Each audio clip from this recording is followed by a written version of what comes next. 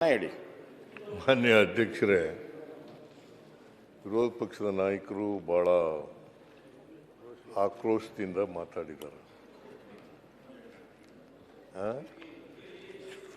ಆಕ್ರೋಶದಿಂದ ಮಾತಾಡಿ ದಿಲ್ಲಿ ಹೊರಟುಬಿಟ್ಟಿದ್ದಾರೆ. ಇವರು ಬೆಳಗಾಂನಲ್ಲಿ ಇಳಿದೇನೆ ದಿಲ್ಲಿ ಹೊರಟೋಗ್ಬಿಟ್ಟಿದ್ದಾರೆ. ನಾವು ದಿಲ್ಲಿ ವಿಚಾರ ಆಮೇಲೆ ಕರ್ನಾಟಕದಲ್ಲಿ ನಾವೇನು ಮಾಡಿದ್ದೀವಿ, ಕರ್ನಾಟಕ ನಮ್ಮ ರಾಜ್ಯ ಅಂತಕ್ಕಂಥ ಮಾತುಗಳನ್ನು ಹೇಳಿದ್ದೀವಿ. ನಾವು ತೆರಿಗೆ ಕೊಡೋದು ಯಾರಿಗೆ? 4.5 ಲಕ್ಷ ತೆರಿಗೆ ಕೊಡೋದು ಯಾರಿಗೆ? ಕೇಂದ್ರಕ್ಕೆ. ಕೇಂದ್ರ ಸರ್ಕಾರ ನಮ್ಮ ಬಿಟ್ಬಿಟ್ಟು ಮಾತಾಡೋಕ್ಕಾಗತ್ತೆ? ನಮಗೆ ₹1 ಕೊಟ್ಟರೆ 14-15 ಪೈಸೆ ವಾಪಸ್ ಬರೋದು ನಮಗೆ. ಅಷ್ಟು ತೆರಿಗೆ ಕೊಡ್ತೀವಿ. ಏನು ಕೇಂದ್ರ ಸರ್ಕಾರ ಉತ್ಪಾದನೆ ಮಾಡ್ತದ? ನಾವು ಕೊಡೋ ತೆರಿಗೆಯಿಂದಲೇ ನಡೆಸೋದು. ಅವರು ಏನು ಹೇಳಿದ್ರು ಅದನ್ನು ಹೇಳ್ತೀವಿ ಅಷ್ಟೇ. ಅವ್ರು ಏನು ಈಗ 5,300 ಕೋಟಿ ಹೇಳಿದವ್ರು ಯಾರು? ಅದೇ ಕೇಂದ್ರ ಸರ್ಕಾರದವರು ಬಜೆಟ್ನಲ್ಲಿ ಹೇಳಿರೋದು. ಅಪ್ಪರ್ ಭದ್ರಾಕ್ಕೆ ದುಡ್ಡು ಕೊಡಲಿಲ್ಲ ಅಂತ ಹೇಳೋದು ಬೇಡವಾ? 5,300 ಕೋಟಿ. ಆಮೇಲೆ ಬೆಂಗಳೂರಿನ ಕೆರೆಗಳನ್ನೆಲ್ಲ ಅಭಿವೃದ್ಧಿ ಮಾಡಿಸ್ತೀವಿ ಅಂತೇಳಿ 3,000 ಕೋಟಿ ಪೆರಿಫೆರಲ್ ರಿಂಗ್ ರೋಡ್ಗೆ, 3,000 ಕೋಟಿ ಕೆರೆಗಳ ಅಭಿವೃದ್ಧಿಗೆ ಕೊಡ್ತೀವಿ ಅಂತ ಹೇಳಿದವರು ಯಾರು ಕೊಡ್ತವ್ರು? ಸ್ಪೆಷಲ್ ಗ್ರ್ಯಾಂಟ್ಸ್ 5,495 ಕೋಟಿ ಕೊಡ್ತೀವಿ ಅಂತ ಹೇಳಿದ್ದವ್ರು ಯಾರು? ಅವರು ಹೇಳೋದನ್ನು ಹೇಳ್ತಾ ಇದ್ದೀವಿ ಅಷ್ಟೇನೆ. ನೀವು ಇಲ್ಲಿಂದ ಇದಕ್ಕೆ ತಗೊಂಡೋಗ್ಬಿಟ್ರಿ ಅಂತ ಹೇಳಿದ್ರೆ, ಈಗ ಮಾನ್ಯ ಅಧ್ಯಕ್ಷರೇ, ನಾನು 2013 ಬೆಳಗಾವಿ ಅಧಿವೇಶನದಲ್ಲಿ ಹೇಳಿದ್ದೆ. 2000 ನಾ ಇದನ್ನು ಎಲ್ಲ ಓದಕ್ಕೆ ಹೋಗಲಿಲ್ಲ ಅಷ್ಟೇನೆ. ಬೆಳಗಾವಿ ಅಧಿವೇಶನ 24ರಲ್ಲಿ ಏನು ಹೇಳಿದ್ದೆ ಅದನ್ನು ಈಗ ಬೇಕಾದ್ರೆ ಓದ್ತೀವಿ ಅಂತಂದರೆ ಓದ್ತೀನಿ, ಇಲ್ಲ ನಿಮಗೆ ಕಳಿಸ್ಕೊಡ್ಬೇಕು ಅಂದರೆ ಕಳಿಸ್ಕೊಡ್ತೀನಿ. ಮಧ್ಯಮಾವಧಿ ದೀರ್ಘಾವಧಿ ಅಸಲು ಕಟ್ಟಿದರೆ ರೈತರ ಸಂಪೂರ್ಣ ಬಡ್ಡಿ ಮನ್ನಾ ಮಾಡಲಾಗುವುದು ಎಂದು ಹೇಳಿದ್ದೆವು.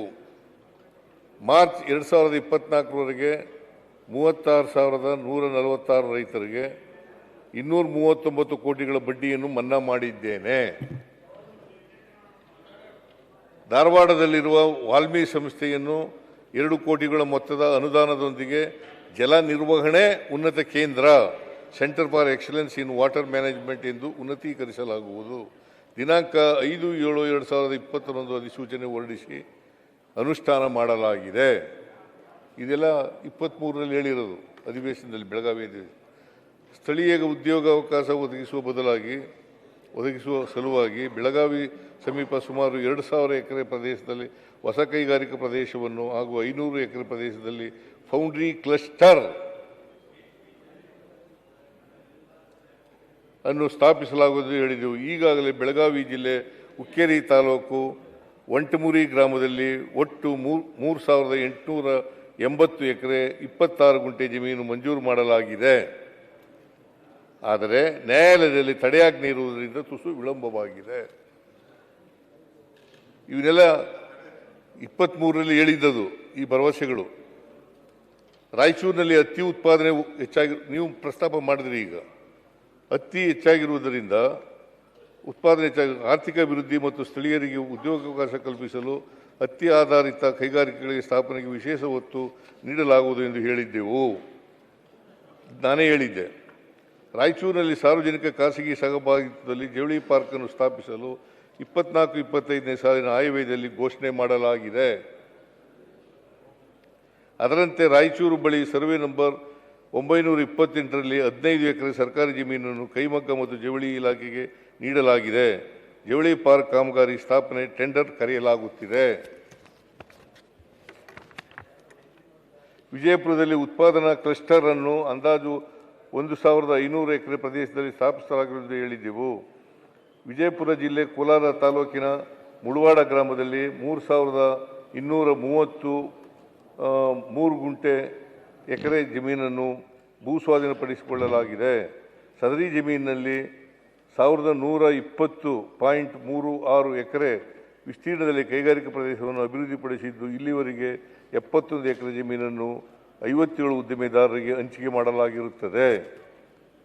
ಇಲ್ಲ ಓದ್ಲಾ?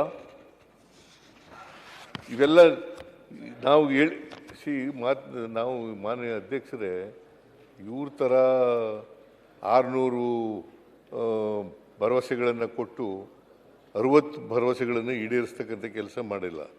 ನಾವು ಎಲ್ಲ ಭರವಸೆಗಳು ಕೊಟ್ಟಿರ್ತಕ್ಕಂಥ ಎಲ್ಲ ಭರವಸೆಗಳನ್ನು ಕೂಡ ಈಡೇರಿಸಿದ್ದೇವೆ, ಇನ್ನೂ ಕೂಡ ಈಡೇರಿಸ್ತೇವೆ.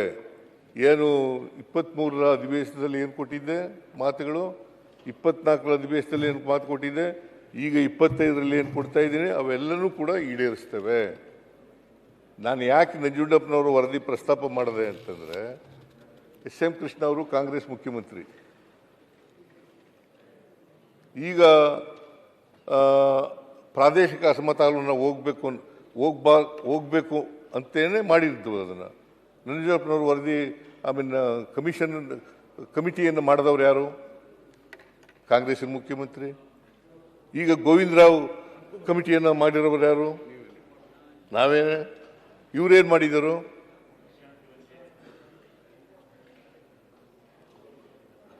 ಇವರೇನು ಮಾಡಿಲ್ಲ. ಇವರು ನೀರಾವರಿ ಉತ್ತರ ಕರ್ನಾಟಕದ ತಾನೇ ಅಪ್ಪರ್ ಕೃಷ್ಣ, ಮಾದಾಯಿ ಅಪ್ಪರ್ ಕೃಷ್ಣ ಉತ್ತರ ಕರ್ನಾಟಕದ್ದಲ್ಲ. ಅದನ್ನ ಯಾಕೆ ಇವತ್ತಿನವರಿಗೆ ಮಾಡಿಸ್ಕೊಟ್ಟಿಲ್ಲ? ಅದನ್ನ ಹೇಳ್ಬೇಕಾ ಬೇಡ? ನಿಮ್ಮಿಂದ ನಿಂತೋಗಿದೆಯಪ್ಪ ಅಂತ ಹೇಳ್ಬೇಕಾ ಬೇಡ? ಅಪ್ಪರ್ ಕೃಷ್ಣ ನಿಮ್ಮಿಂದ ನಿಂತೋಗಿದೆ ಅಂತ ಹೇಳ್ಬೇಕಾ ಬೇಡ? ಎಲ್ಲಿಗೆ ಹೊಂಟೋದ್ರಿ ಅಂತಂದ್ರೆ 11,495 ಕೋಟಿ ಕೊಡಬೇಕು 15ನೇ ಹಣಕಾಸಿನ ಪ್ರಕಾರ. ಇವತ್ತಿನವರೆಗೆ ಕೊಟ್ಟಿಲ್ಲ, ₹1 ಕೊಟ್ಟಿಲ್ಲ. ಆಮೇಲೆ ಅಪ್ಪರ್ ಭದ್ರಾಕ್ಕೆ 5,300 ಕೋಟಿ ಕೊಡ್ತೀವಿ ಅಂದ್ರು, ಇವತ್ತಿನವರೆಗೂ ಕೊಟ್ಟಿಲ್ಲ. JJMನಲ್ಲಿ 13,000 ಕೋಟಿ ಕೊಟ್ಟಿಲ್ಲ. ಇವತ್ತು ಉತ್ತರ ಕೊಟ್ಟಿದ್ದಾರೆ. ನಿನ್ನೆ ಉತ್ತರ ಕೊಟ್ಟಿರೋದು ಏನಪ್ಪಾ ಅಂತಂದ್ರೆ, ನೀವು ಯುಟಿಲೈಸೇಷನ್ ಸರ್ಟಿಫಿಕೇಟ್ ಕಳಿಸಿಲ್ಲ, ಅದಕ್ಕೋಸ್ಕರ ಕೊಟ್ಟಿಲ್ಲ ಅಂತ ಹೇಳೋದು. ಎಲ್ಲ ಕೊಟ್ಟಿದ್ದೀವಿ ನಾನು ಕೇಳಿದೆ. ನಾನು ಹಿಂಗಂದ್ರೆ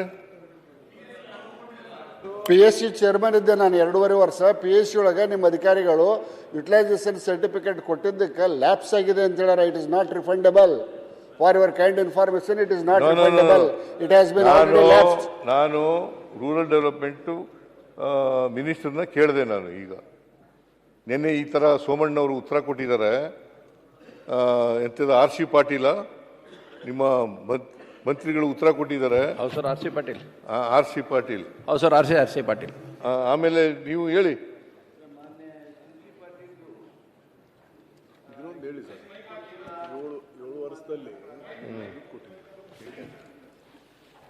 UC ಕೊಟ್ಟಿಲ್ಲ ಅಂಥೇಳಿ ಪ್ರಸ್ತಾಪ ಮಾಡಿದ್ರಿ. ನಾನು ಇದ್ರ ಬಗ್ಗೆ ಇರ್ತಕ್ಕಂಥ ಹಲವಾರು ಮಾಹಿತಿಗಳನ್ನು ಪಡೆದುಕೊಂಡೆ. All UCs regarding JJM are sent. And one second, ಹೇಳ್ತೇನೆ, ಪೂರ್ಣ ಹೇಳ್ತೇನೆ. We have already released, Karnataka state has released for this program 7,045 crores. 7,045 crores till now as advance of state share, and 1,500 crore in 25-26 in same way. So last 2 years we have released almost 8,000 crores as advance to state share for JJM. This is the actual position. ನೀವು ಹೇಳೋದು ಕೇಳಿಬಿಟ್ರೆ utilisation certificate ಕೊಟ್ಟಿಲ್ಲ, ನಾವೇನೂ ಕೊಟ್ಟಿಲ್ಲ. Utilisation certificate ಕೊಟ್ಟಾಗಿದೆ. ನಾವು ನಮ್ಮ share ಏನಿತ್ತು ಅದನ್ನು ಶೇರು JJMದಲ್ಲಿ ಬಿಡುಗಡೆ ಮಾಡಿಯೂ ಆಗಿದೆ. ಆದರೆ ಕೇಂದ್ರ ಸರ್ಕಾರ ನಮಗೆ ಹಣ ಬಿಡುಗಡೆ ಯಾವಾಗ ಕಳಿಸ್ಬೇಕಾಗಿತ್ತು, ಯಾವಾಗ ಕಳಿಸಿದ್ದಾರೆ? ಧನೇಂದ್ರ ಈಗ ಆಗ್ಲೇ ಕಳಿಸಿ. ಈಗ ಕಳಿಸಿದ್ದು ಧನೇಂದ್ರ ಲೋಕಸಭೆಯಲ್ಲಿ ಪ್ರಸ್ತಾಪ ಆದ್ರ ಮೇಲೆ ಕಳಿಸ್ತಾ ಇದ್ದಾರೆ. ಟೈಮ್ಲಿ ಕಳಿಸ್ಲಿಲ್ಲ ಅಂತ ಲೋಕಸಭೆ ಬಿಫೋರ್ ಹೋಗಿದೆ. ಸರ್, ತಮಗೆ ಫೆಬ್ರವರಿ ಅಥವಾ ಮಾರ್ಚ್ನಲ್ಲಿ ಕರೆಯುವಂಥ ಬಜೆಟ್ ಅಧಿವೇಶನದಲ್ಲಿ ಅಥವಾ ಅದಕ್ಕಿಂತ ಪೂರ್ವದಲ್ಲಿ ಪಬ್ಲಿಕ್ ಅಕೌಂಟ್ಸ್ ಕಮಿಟಿ ಮೀಟಿಂಗ್ನಲ್ಲಿ ಆದಂಥ ಎಲ್ಲ ರೆಸೊಲ್ಯೂಷನ್ಗಳನ್ನು ಅಧಿಕಾರಿಗಳು ಕೊಟ್ಟಂಥ ಉತ್ತರಗಳ ಪ್ರತಿಯನ್ನು ತಮಗೆ ಕಳಿಸ್ಕೊಡ್ತೀನಿ. ಸರ್, ಆಗಲೇ ತಾವು ಶುಗರ್ದು ಒಂದೇ ಮಿನಿಟ್ ಸರ್ ಶುಗರ್ದು ತಾವು ಹೇಳಿದ್ರಿ SIP ಕಾನೂನು ಬಗ್ಗೆ UPದು. ಇಲ್ಲಿ ಸ್ಟೇಟ್ನಾಗ ಇನಾಯಿಗೆ ನಿಮ್ಮ ನಿರಾಣಿಯವರು ಸಿಸ್ಮಾದವರು ಎಲ್ಲರೂ ಹೈಕೋರ್ಟಿಗೆ ಹೋಗಿದ್ರು. ಜಸ್ಟ್ ಈಗ ಆರ್ಗ್ಯುಮೆಂಟ್ ಮುಗ್ದಿದೆ, ಸ್ಟೇ ಕೊಟ್ಟಿಲ್ಲ. ಏನು ಗೌರ್ಮೆಂಟ್ ದರ ನಿಗದಿ ಮಾಡಿದೆ ಅದೇ ದರ ಕೊಡಿಸ್ಬೇಕಂತ ಆದೇಶ ಆಗಿದೆ. ಸರಿ, ಸಿಸ್ಮಾ ಅಂತ ಹೇಳಿದ್ನಲ್ಲ, ಫಸ್ಟ್ ಸಿಸ್ಮಾ ಅಂತ ಹೇಳಿದ್ನಲ್ಲ, ನಿರಾಣಿನೂ ಇಂಡಿವಿಜುವಲ್ ಪಿಟಿಷನ್ ಹಾಕಿದ್ರು.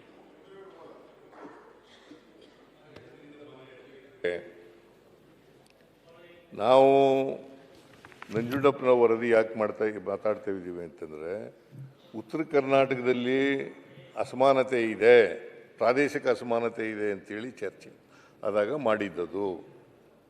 ಅವರು ಶಿಫಾರಸು ಮಾಡಿದ್ದದು ಅಸಮಾನತೆಯನ್ನು ಹೋಗಲಾಡಿಸ್ಬೇಕಾದ್ರೆ 31,000 ಕೋಟಿ ರೂಪಾಯಿಗಳನ್ನು ಖರ್ಚು ಮಾಡಬೇಕು.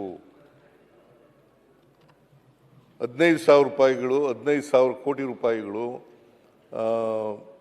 ನಾರ್ಮಲ್ ಕೋರ್ಸ್ನಲ್ಲಿ ಬರ್ತದೆ. 16,000 ಕೋಟಿ ರೂಪಾಯಿಗಳನ್ನು SDP ಮೂಲಕ ಖರ್ಚು ಮಾಡಬೇಕು. ಸ್ಪೆಷಲ್ ಡೆವಲಪ್ಮೆಂಟ್ ಪ್ಲ್ಯಾನ್ ಮೂಲಕ ಖರ್ಚು ಮಾಡಬೇಕು. ಅದು ಖರ್ಚಾದ ಮೇಲೂ ಕೂಡ ಇನ್ನೂ ಇದೆ ಉತ್ತರ ಕರ್ನಾಟಕದ ಕಡೆ. ಆಮೇಲೆ ನೀವು ಯಾವುದಾದ್ರು ಮಹಾರಾಷ್ಟ್ರದಲ್ಲಿರ್ತಕ್ಕಂಥದ್ದು ವಿದರ್ಭಕ್ಕೆ ನೀವು ಮ್ಯಾಚಿಂಗ್ ಗ್ರಾಂಟ್ ಕೊಡ್ತೀರಿ, ಇಲ್ಲಿ ಯಾಕೆ ಕೊಡಲ್ಲ? ಗೌರ್ಮೆಂಟ್ ಆಫ್ ಇಂಡಿಯಾ ಅಲ್ಲಿ ಕೊಡ್ತಾ ಇದೆ, ಇಲ್ಲಿ ಯಾಕೆ ಕೊಡಲ್ಲ? ಅದನ್ನೆಲ್ಲ ಹೇಳ್ಬೇಕಾ ಬೇಡ? ಉತ್ತರ ಕರ್ನಾಟಕ ಅಲ್ಲ, ಕಲ್ಯಾಣ ಕರ್ನಾಟಕ ಅಭಿವೃದ್ಧಿ ಮಂಡಳಿ ಇರ್ತಕ್ಕಂಥದ್ದು ಇಲ್ಲಿವತ್ತಿನವರೆಗೆ ಕೊಟ್ಟಿಲ್ಲ. ನಾವು 5,000 ಕೋಟಿ ಕೊಡ್ತೀವಿ. ನಾನು ಮುಖ್ಯಮಂತ್ರಿಯಾಗಿ 7 ವರ್ಷಗಳಲ್ಲಿ 2014-15ರಿಂದ 2024-25ವರೆಗೆ 14,753 ಕೋಟಿ ಕೊಟ್ಟಿದ್ದೀನಿ. ನೀವು 4 ವರ್ಷದಲ್ಲಿ ಕೊಟ್ಟಿರ್ತಕ್ಕಂಥದ್ದು 7,025 ಕೋಟಿ. ಆಮೇಲೆ ಇಷ್ಟೆಲ್ಲ ಆದರೂ ಕೂಡ ಉತ್ತರ ಕರ್ನಾಟಕ ಅಭಿವೃದ್ಧಿ ಆಗಿಲ್ಲ. ಅಭಿವೃದ್ಧಿ ಎಷ್ಟಾಗಬೇಕಾಗಿತ್ತೋ ಅಷ್ಟಾಗಿಲ್ಲ. ಅಸಮಾನತೆ ಇದೆ. ನಾನು ಈಗಾಗಲೇ ಅದಕ್ಕೋಸ್ಕರನೇ ನಾನು ಓದಿದ್ದು ಯಾವ್ಯಾವ ಜಿಲ್ಲೆಯಲ್ಲಿ ತಲಾದಾಯ ಎಷ್ಟೆಷ್ಟಿದೆ ಅಂತ ಹೇಳಿ. ಹೈದರಾಬಾದ್ ಕರ್ನಾಟಕ ಭಾಗದಲ್ಲಿ ಕಡಿಮೆ ಇದೆ, ತಲಾದಾಯ ಕಡಿಮೆ ಇದೆ. ಅದಕ್ಕೆ ಏನು ಮಾಡಬೇಕು ಅನ್ನೋದಕ್ಕೋಸ್ಕರ ಪ್ರೊಫೆಸರ್ ಗೋವಿಂದರಾವ್ ಸಮಿತಿಯನ್ನು ಮಾಡಿದ್ದೀವಿ. ಮನೆಗಳ ಬಗ್ಗೆ ಮಾತಾಡಿದ್ರು. ಮನೆಗಳು ನಾನು ಹೇಳಿದ್ದೀನಿ, ನಾವು ಎಷ್ಟು ಮನೆಗಳು ಕೊಟ್ಟಿದ್ದೀವಿ, ಇವರೆಷ್ಟು ಮನೆಗಳು ಕೊಟ್ಟಿದ್ದಾರೆ ಅಂತ. ಹಾಸ್ಟೆಲ್ಗಳು, ಹಿಂದುಳಿದವರ ಹಾಸ್ಟೆಲ್ಗಳು ಕಟ್ಟಿದ್ದಾರೆ, ಆಮೇಲೆ ಮಂಜೂರು ಮಾಡಿದ್ದೀವಿ. ಹಿಂದುಳಿದವರ ಹಾಸ್ಟೆಲ್ಗಳು ಇವರು ಮಾಡಿರ್ತಕ್ಕಂಥದ್ದು 4 ವರ್ಷದಲ್ಲಿ ಬರೀ 500, ನಾವು ಮಾಡಿರ್ತಕ್ಕಂಥದ್ದು 50,000 ಅಲ್ಲ 504.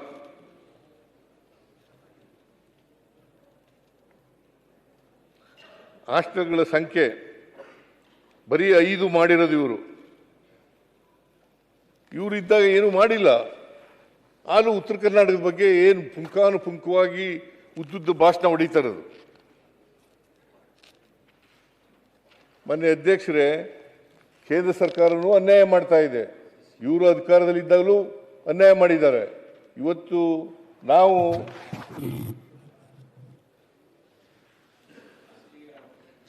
ನಾವು ಇದನ್ನು ಸರಿಪಡಿಸ್ತಕ್ಕಂಥ ಕೆಲಸ ಮಾಡ್ತಾ ಇದ್ದೀವಿ, ಮಾಡ್ತೀವಿ. ಸರಿಪಡಿಸ್ತಕ್ಕಂಥ ಕೆಲಸ ಮಾಡ್ತೀವಿ, ಮುಂದೇನು ಕೂಡ ಮಾಡ್ತೀವಿ, ಈಗಲೂ ಕೂಡ ಮಾಡ್ತೀವಿ. ಗೋವಿಂದರಾವ್ ವರದಿ ಬಂದ ತಕ್ಷಣವೇ ಅದನ್ನು ಜಾರಿ ಮಾಡ್ತಕ್ಕಂಥ ಕೆಲಸವನ್ನು ಮಾಡ್ತೀವಿ.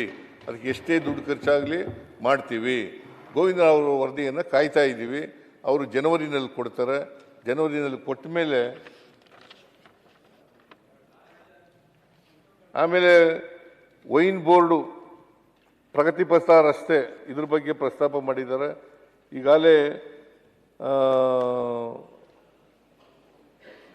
10 ಕೋಟಿ ರೂಪಾಯಿನ ಬಿಡುಗಡೆ ಮಾಡಿದ್ದೀವಿ. ಇನ್ನು ಮುಂದೆನೂ ಕೂಡ ಬಿಡುಗಡೆ ಮಾಡ್ತಕ್ಕಂಥ ಕೆಲಸವನ್ನು ಮಾಡ್ತೀವಿ. ಅಧ್ಯಕ್ಷರೇ, ಮುಖ್ಯಮಂತ್ರಿಗಳು 100 ಕೋಟಿ ರೂಪಾಯಿ ಕೊಡ್ತೀನಿ ಅಂತ ಹೋದ ಬೆಳಗಾವಿ ಅಧಿವೇಶನದಲ್ಲಿ ಹೇಳಿದ್ರಿ. ಯಾವ್ದಕ್ಕೆ?